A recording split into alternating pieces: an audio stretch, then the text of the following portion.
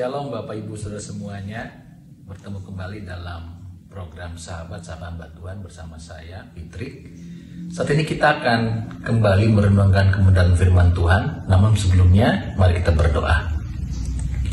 Bapa yang di dalam surga, terima kasih Tuhan buat segala kebaikan dan penyertaan-Mu Bapa. Terima kasih buat sepanjang minggu, sepanjang hari, bahkan sepanjang bulan yang telah kami lalui. Terima kasih Bapa karena kami telah Kau tebus, telah Kau angkat menjadi anak-anak-Mu ya Bapa. Dari kami yang awalnya adalah hamba di dalam dosa, namun karena kasih-Mu Kau telah mengangkat kami menjadi anak-anak-Mu Bapa. Saat ini kami akan lebih lagi belajar firman-Mu, kebenaran firman-Mu. Biarlah Roh Kudus yang boleh membuka hati kami, menuntun pikiran kami untuk kami boleh menangkap apa yang Kau nyatakan dalam firman-Mu. Terima kasih Bapa, terpujilah nama-Mu. Amin. Baik, saudara-saudara yang dikasih Tuhan, saat ini kita akan belajar dari firman Tuhan ya, yang diambil dari Galatia 4 ayat 1 sampai dengan 11, yang saya ambil judulnya adalah Jangan Kembali Menjadi Hamba Dunia. Saya akan bacakan bagi Bapak Ibu semua. Tak ada lagi perhambaan. Galatia pasal 4 ayat 1 sampai dengan 11. Yang dimaksud ialah selama seorang ahli waris belum akil balik, sedikit pun ia tidak berbeda dengan seorang hamba. Sungguh pun ia adalah tuan dari segala sesuatu, tetapi ia berada di bawah perwalian dan pengawasan sampai pada saat yang telah ditentukan oleh bapaknya. Demikian pula kita, selama kita belum akil balik, kita takluk juga kepada roh-roh dunia. Tetapi setelah genap waktunya, maka Allah mengutus anaknya yang lahir dari seorang perempuan dan takluk kepada hukum Taurat. Ia diutus untuk menebus mereka yang takluk kepada hukum Taurat, supaya kita diterima menjadi anak. Dan karena kamu adalah seorang anak, maka Allah telah menyuruh roh anaknya ke dalam hati kita yang berseru, Ya Aba, ya Bapa. Ayat ke-7, jadi kamu bukan lagi hamba, melainkan anak. Jikalau kamu anak, maka kamu juga adalah ahli-ahli waris oleh Allah. Dahulu ketika kamu tidak mengenal Allah, kamu memperhambakan diri kepada Allah-Allah yang pada hakikatnya bukan Allah. Tetapi sekarang, sesudah kamu mengenal Allah, atau lebih baik sesudah kamu dikenal Allah, bagaimanakah kamu berbalik lagi kepada roh-roh dunia yang lemah dan miskin dan mau mulai memperhambakan diri lagi kepadanya? Kamu dengan teliti memelihara hari-hari tertentu, bulan-bulan, masa-masa yang tetap dan tahun-tahun. Aku khawatir kalau susah payahku untuk kamu telah sia-sia.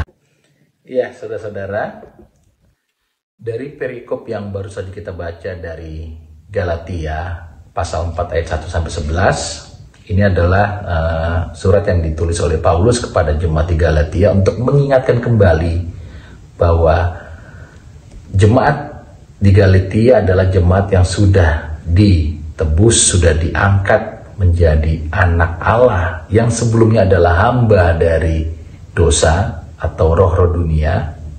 Namun Paulus juga mau menegaskan kembali untuk mereka jangan kembali lagi ke kehidupan yang lama mereka. Ya, di dalam ayat ke-9 jelas dikatakan, tetapi sekarang sesudah kamu mengenal Allah, atau lebih baik sesudah kamu dikenal Allah, bagaimanakah kamu berbalik lagi kepada roh-roh dunia yang lemah dan miskin dan mau memperhambakan diri lagi kepadanya? Nah, itu adalah suatu ungkapan pertanyaan Paulus. Bagaimana mungkin sih orang yang sudah diselamatkan dari dosa, sudah diangkat, ya awalnya adalah hamba dosa, menjadi anak-anak ahli waris dari kerajaan surga, tetapi malah kembali lagi ke kehidupan yang lamanya. Ketika saya membaca perikop ini, saya jadi teringat juga atas suatu peristiwa atau cerita. Ya, kurang lebih 1 bulan yang lalu ya, kalau Bapak Ibu dengar di media sosial, jadi ada cerita seorang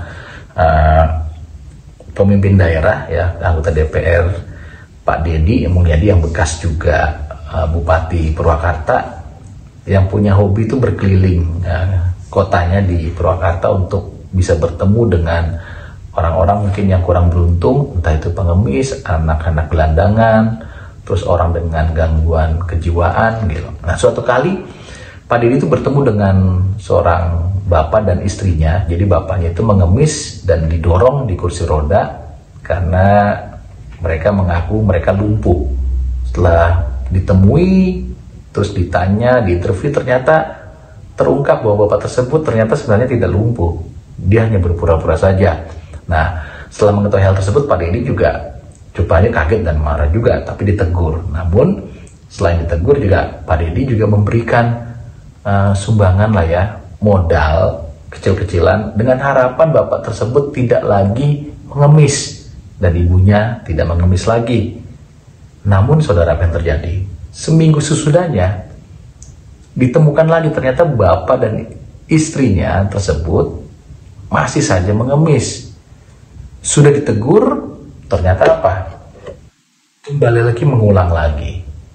Ya, 1 bulan berikutnya ditemukan lagi di jalanan, di perempatan, bapak tersebut mengemis lagi dan berpura-pura menjadi lumpuh lagi, ya, didorong oleh istrinya.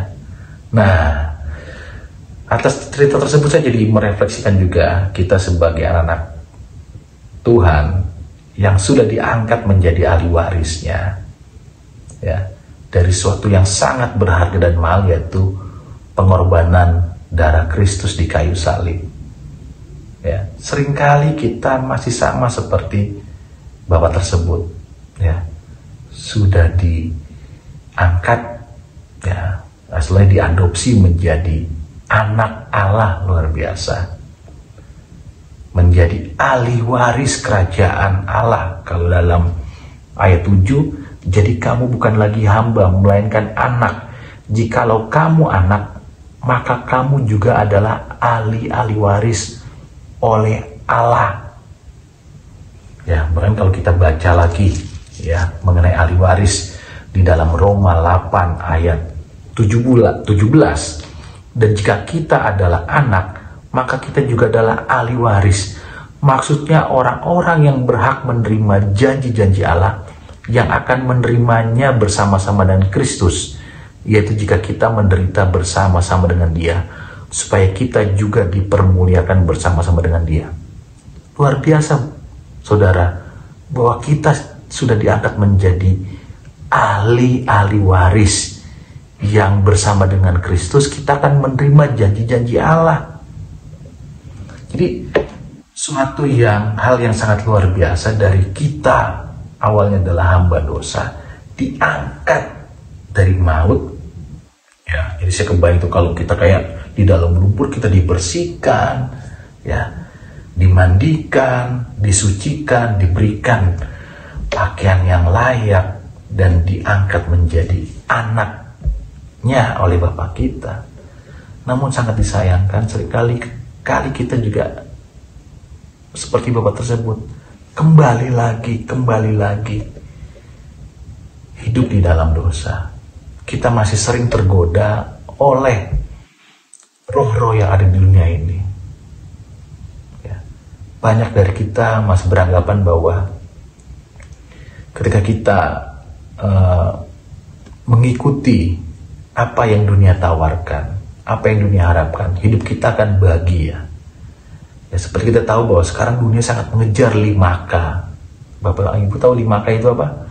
Yaitu kekayaan, kedudukan, kepintaran, kekuasaan, dan kepopuleran. Terkadang kita lupa, kita itu sudah memiliki segalanya yang Tuhan berikan, karena kita ahli waris loh. Namun kita masih mengejar yang 5K ini. Dan inilah yang membuat kita terkadang semakin jauh, semakin dalam daripada Tuhan. Ya.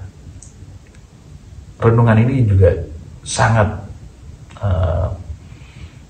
mengingatkan saya kembali, ya. Saya merenungkan juga, saya terkadang perjalanan saya sebagai anak Tuhan juga, saya terkadang lupa, ya, bahwa saya adalah anak Allah, ahli warisnya.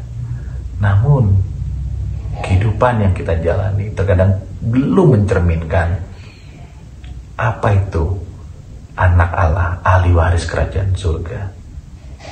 Ya. Jelas ya kalau dalam Roma pasal 8 ya, ayat 14 bahwa ahli waris itu hidupnya dipimpin oleh Roh. Ketika hidup kita dipimpin oleh Roh, outputnya atau hasilnya adalah kita akan menyatakan buah roh kita dalam kehidupan kita. Buktinya adalah buah roh dalam kehidupan kita itu yang akan nampak.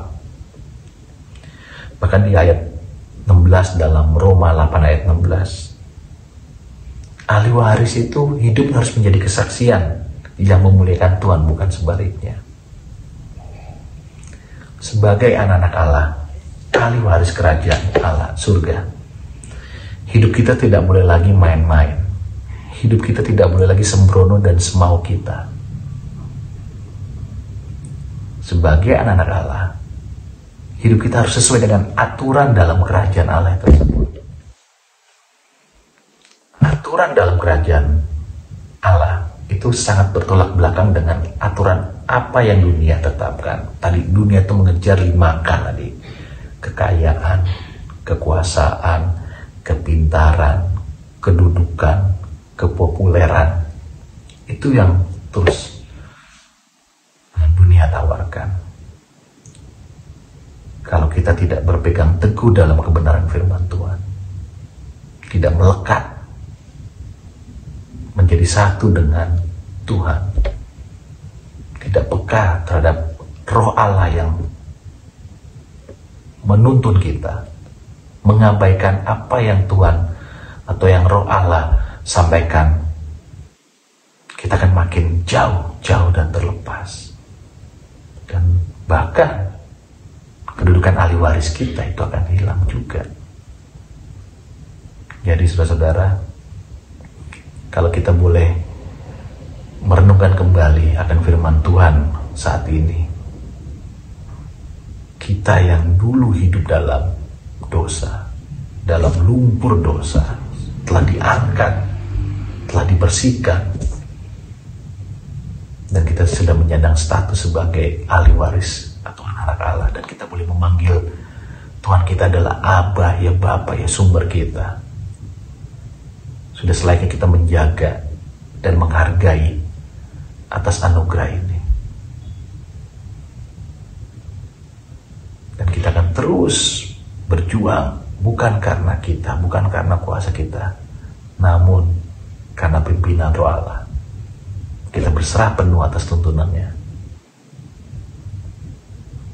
Dan pada akhirnya, ya, bersama-sama dengan umat percaya lainnya, kita akan mendapatkan suatu berkat, kemuliaan dari Allah itu sendiri. Selamat berjuang.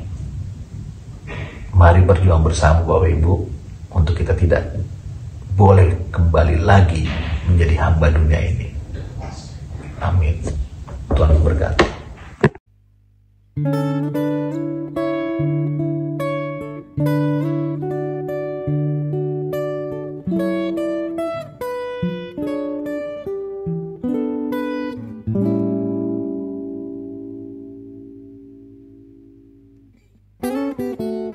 Bukan dengan barang fana Kau membayar dosaku, dengan darah yang mahal, tiada noda dan celah.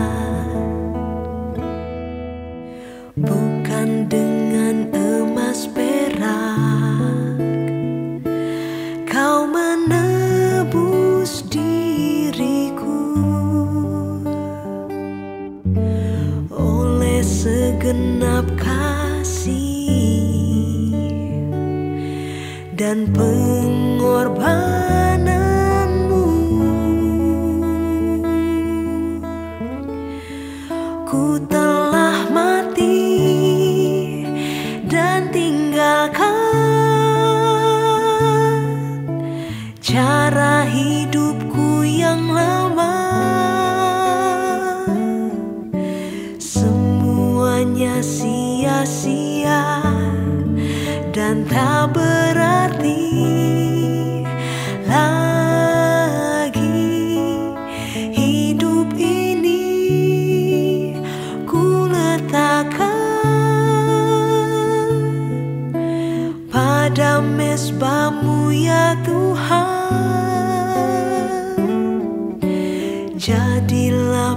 padaku seperti yang kau ingini.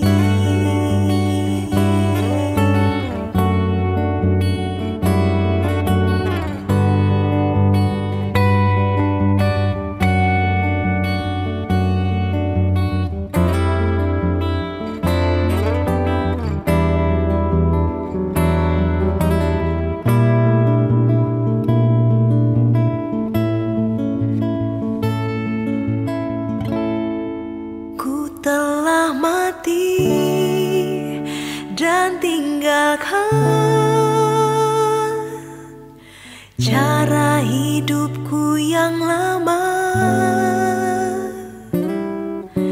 Semuanya sia-sia dan tak berarti lagi. Hidup ini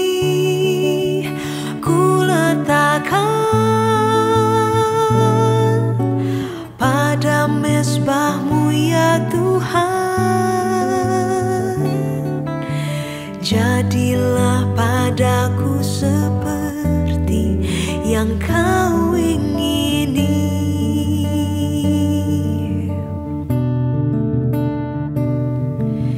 Jadilah padaku seperti yang kau